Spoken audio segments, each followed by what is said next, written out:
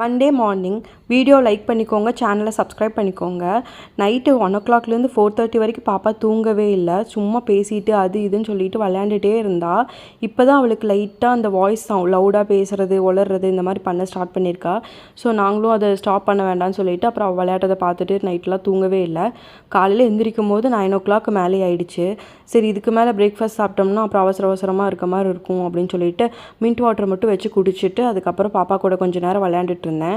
அப்புறம் 11:30 போல் டீ வைக்கலாம் அப்படின்னு சொல்லிட்டு பாப்பாவை கூட்டிகிட்டு வந்து ஸ்டோலரில் உட்கார வச்சுட்டு டீ வைக்க ஸ்டார்ட் பண்ணேன். முன்னாடியெல்லாம் இதில் உட்காரவே மாட்டா, அப்படியே இது பண்ணிகிட்டே இருப்பாள். இப்போயும் உட்கார மாட்டா, ஆனால் இப்போ கொஞ்சம் அவளுக்கு கம்ஃபர்டபுள் ஆகிடுச்சு அதில் உட்கார்றது.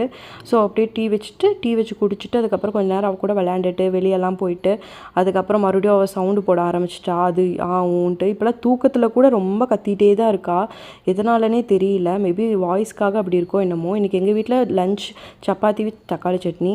பாய்.